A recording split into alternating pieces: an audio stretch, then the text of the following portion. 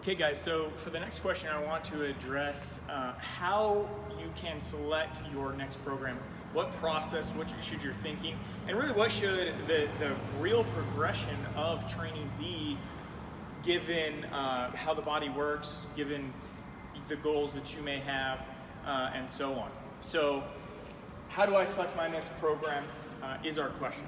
Now, one thing that is unique about our site and Atomic Athletes programming systems in general is that we do big picture programming, and so pretty much every individual cycle that we have on the site is part of a bigger, what's called a macro cycle, right? We call them packages, program packages, but they are meant to work together, all right? So the first way to select another program is really just follow the progression of the macro cycle or the macro cycle order. Now, to understand how macro cycles work, it's really simple. That term is like really clunky and sort of a kind of a dumb industry technical term, but basically it's the idea, of course, is that macro cycle is like a kind of an all-encompassing, longer timeline sort of cycle. Macro cycles are composed of mesocycles, all right, and in this example, the macro cycle has 3 mesocycles in that timeline that you do back to back to back, and then each mesocycle is comprised of microcycles, all right? So micro is the smallest unit, meso, macro. Tying these together can be pretty daunting from a strength and conditioning standpoint because of it's hard to stay focused. It is hard to combine multimodal training methodologies into a coherent, periodized, or a progressed package, but it is possible. And we like to do this as much as possible. We really try to steer athletes as much as possible towards macro cycles because they are designed and executed on all of our athletes here, and so we know that they work in the degree to which they are effective for the programming or for the adaptations that they are designed to elicit. So macro cycles, or our program packages, are designed to flow from one into the other and to optimize the outcome that you're going to get from those. So number one is follow the macro cycle order. Now that may seem like a redundant point to make, considering that if you have a macro cycle, aren't you then going to do it in order? Not always. A lot of times we will get emails saying like, hey, I just finished Ronin, for example, or mandatory fun or whatever, and I know that this is next, but I want to do XYZ or whatever.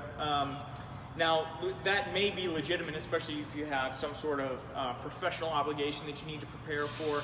But at the same time, if you're just looking to move past into something else, you're not going to be best served from a fitness and training standpoint of doing that. Like, it's like changing a horse midstream, right? So it's sort of it can be a needless thing to do, though not always. And as much as possible, if you're in a macro cycle, you should follow that through to completion. You have plenty of time to move on to another training or fitness attribute afterward.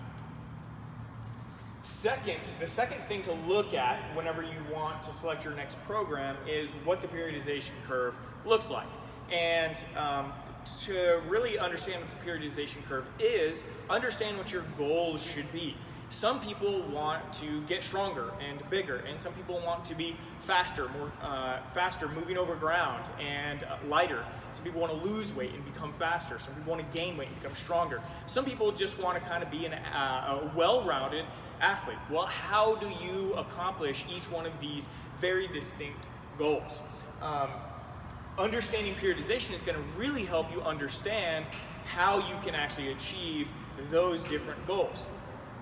So the periodization curve really defines how the body builds peak fitness.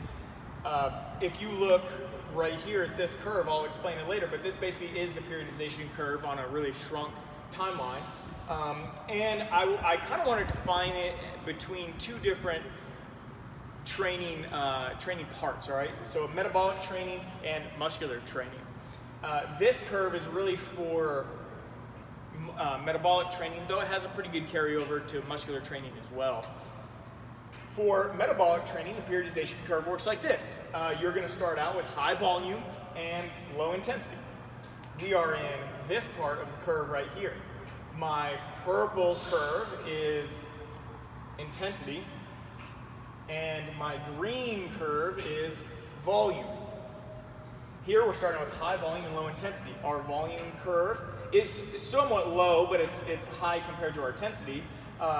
And we are going to progress that volume up while our intensity really doesn't progress all that much. Okay, it's pretty much staying flat, especially compared to the curve. The change of these curves relative to one another, this is flat and this is rising sharply. Okay, so we're going to start out with that high volume, low intensity, and then we're going to go into moderate volume and moderate intensity.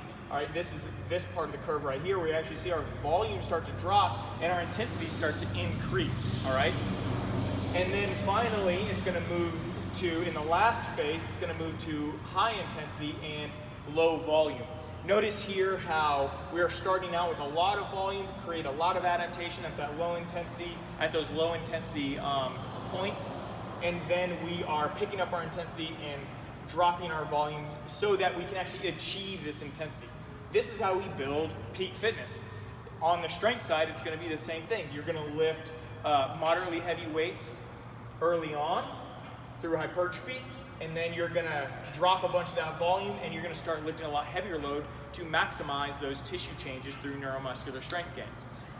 So in a lot of ways these two are the same, but if you understand the periodization curve and how you have to flow through it, then you will have a much better grasp on how your body is building fitness, because you're not going to get stuck in the mode of thinking of like, hey, I've got to do everything I can right now. The more I do, the better off I am.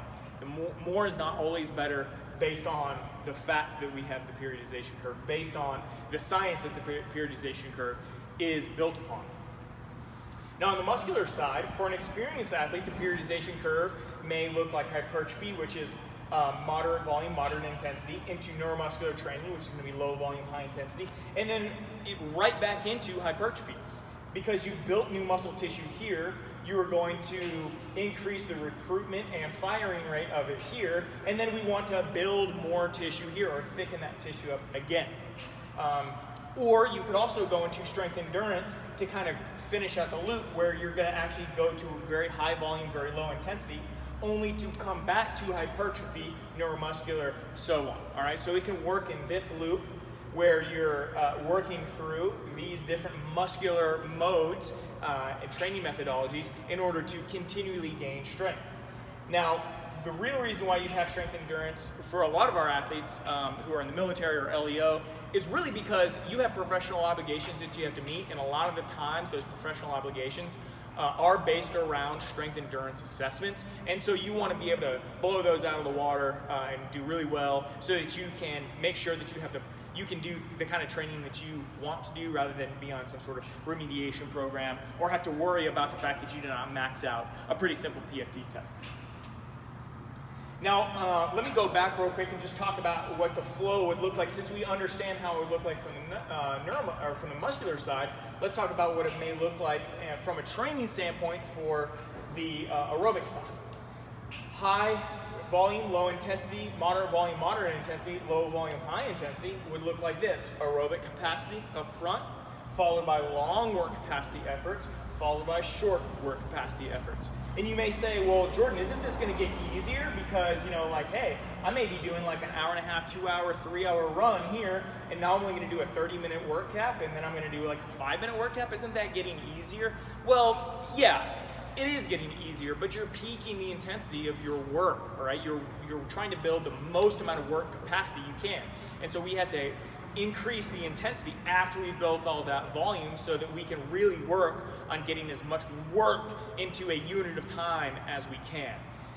And if you look at our curve here, this middle point, in other words, the long work capacity points, and if you've ever done hour-long work capacities, you know this to be true, this is really the hardest phase of training right here. These long work capacity efforts.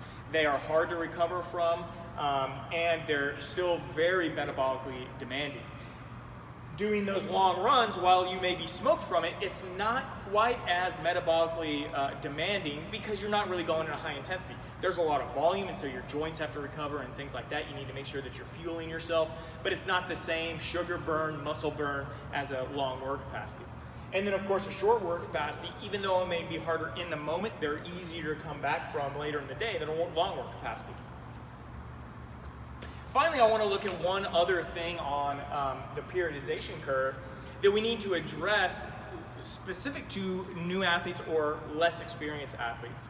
Now, whenever you come into training, you are not going to be making a bunch of tissue changes immediately. Your body has muscle that it's not using inefficiently if you are untrained or detrained. And the first thing that your body's going to want to do is get those muscles back online, get those muscles working, because it wants to take advantage of the resources that it has before it starts to build more tissue that it has to fuel and maintain, hydrate, all that kind of stuff.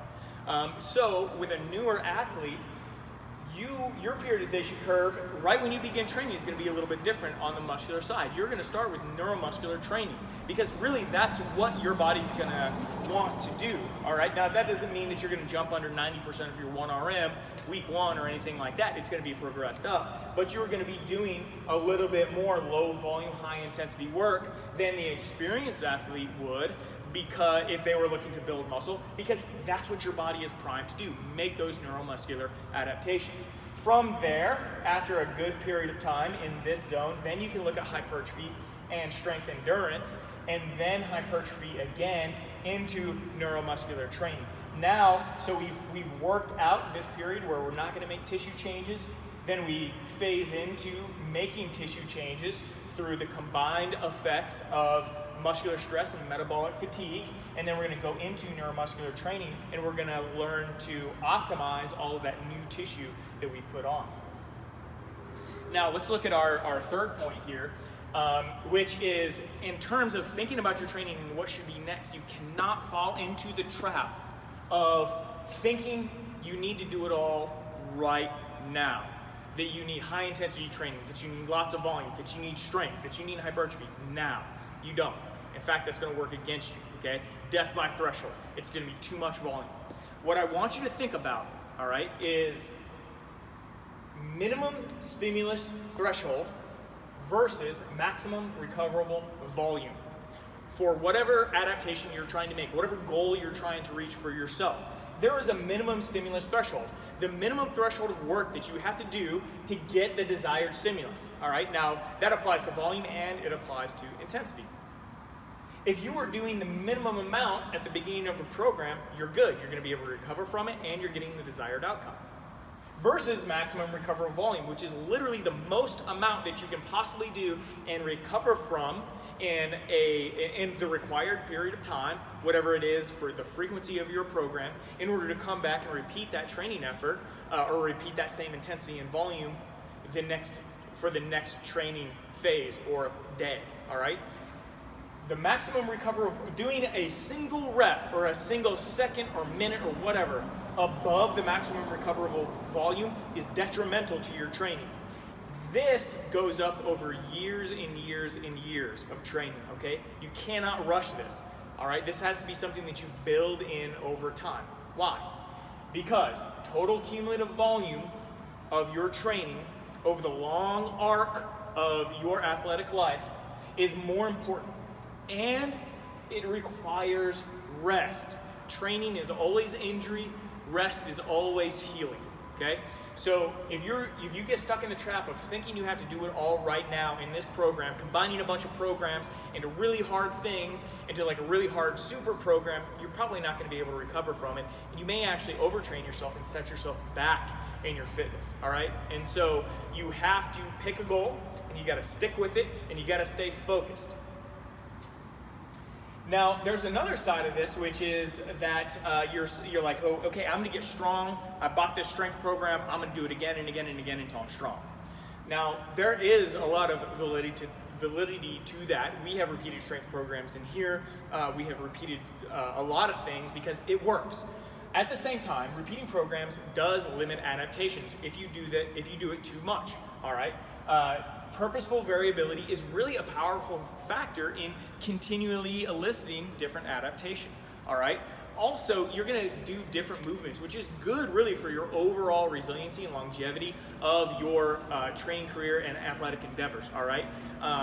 We're gonna grease the groove with a lot of different planes of motion and different joints and joint combinations so that you can get the most out of your goal, but also not injure yourself just through these chronic stresses that you're putting on yourself if you're doing one thing over and over and over again. And then the final thing that I wanted to address is to look at some examples of athletes and to walk through how I might suggest that they go for their goal based on the programs that they're doing. The first here, this A, is a new athlete. All right, they're detrained a little bit. They've been off for 3 or 4 months. They're looking, but they have experience in the gym, and they're looking to get stronger. Okay, they want to put on a little bit of muscle mass and increase their strength. They're not so much worried about the metabolic stuff, but they definitely want to get stronger. So what I would suggest for that athlete is start out with new athletes. It's a 3-month program. It's very comprehensive. Builds up volume slowly over time. It has a few technical elements like the power clean, which are very simple and accessible, but it's a great total body movement. After they finish new athlete, I would suggest that they go to Goliath, which is a pure, simple hypertrophy program just to put on muscle mass and a lot of volume. And then Rising Sun. Our Rising Sun, which is a program package that we have, which is going to transition them from some hypertrophy volume into strength volume and then finally into peaking their strength at the end of the second program of the Rising Sun macro cycle. This way they can go through a full gamut of building up their volume, going through that middle point, and then peaking their strength with this volume intensity inverse relationship. Second, we have a new athlete that's a little bit more geared towards, let's say it's the same athlete, same conditions, 3 to 4 months detrained, barbell experience. Now they're looking to build up their metabolic capability a little bit more. I would send them down the path of new athlete into our triumvirate package, which is maximum overdrive, blue falcon, and mandatory fun. And that is a great package to build up your speed endurance and work capacity while maintaining very solid strength gains or strength maintenance if you are a little bit more of an experienced athlete. So new athletes have 2 different paths based on a muscular goal and a metabolic goal. Now let's say that we were to take this athlete here and we were to take them a little bit farther now. And we were going to say, okay, hey, you know what? I want to go from working my metabolic systems. Now I kind of want to bring up my strength. I'm a little bit faster than I am strong now. How do I get there? So this athlete is going to go from that triumvirate program here, or if this is you, you're like, hey, I'm pretty fast right now. I want to be a little bit stronger. This is a good path for you. Triumvirate into challenges, which is a very difficult but short 4-week work capacity program. So now we're peaking that metabolic conditioning here. And then you're going to go into foundation in Goliath. So now we're going to bring down the intensity of our aerobic stuff, and we're going to start to increase the volume of our lifting here through Goliath. And then you're going to go into Foundation 2 and Rising Sun. Foundation 2 is going to allow you to maintain and still build a little bit of volume. And then whenever you go to get into the Rising Sun, now you're going to start to peak the strength component as Foundation 2 ends, because Foundation 2 will end before the Rising Sun program package ends. In the second example, we have an experienced athlete. This is just like, hey bro, I want to get big, I want to get strong. Summer's right around the corner, all right? This whole COVID-19 thing is going to pass eventually. I want to look good whenever that time comes. Okay. You're going to go Pump City, Goliath, Iceman, Jester. Jester's still going to have some peaking components to its strength, but it's mostly just going to be a lot of volume, moderate intensity, lifting, just to get you as jacked as you can. Getting tanned is up to you. Finally, let's look at 2 different examples of more of an outdoor athlete, one a hunter and the other a soldier or somebody who's looking to, let's say, go to selection or something like that. If they're new to our programming, I would say, hey, start with one program to rule them all. It's a very well-rounded program. It's a hybrid program, strength and work capacity. It's going to both introduce you to our systems while also improving your overall hybrid fitness. Follow that up with Blue Falcon, and then finish up with Ultimate Predator right before you go into the mountains. So this whole thing is going to be about the one program to rule them all plus Blue Falcon is about 8 to 10 weeks. So, and then Ultimate Predator is another couple months. So if you were to email us with like 5 to 6 months before the hunting season, this is probably a program that we would put you on. And then finally, for our soldier or our athlete that wants to look at going into, let's say, RASP or something like that, some sort of SFAS style of selection, a lot of rucking, a lot of movement over ground, some land nav. You guys are going to do one program to rule them all, followed by Ultimate Soldier, which is really going to kind of prep up a lot of the movement stuff and a lot of the strength endurance stuff. And then we're going to follow that up with War Machine, which is going to continue the volume work and it's going to really start to dial you in to the combat fitness assessment test that the Army has moved to, including the T push-ups and all the other things that you are assessed for on that. So here are some concrete recommendations. With all of these questions, I have less tried to answer the specific thing for different scenarios and really tried to cover the principles and the reasoning behind how you make these decisions for yourselves, because our site and our training is most utilized in the hands and minds of capable athletes that understand the bigger picture that we are trying to accomplish with our approach to training in general. Thanks a lot, guys.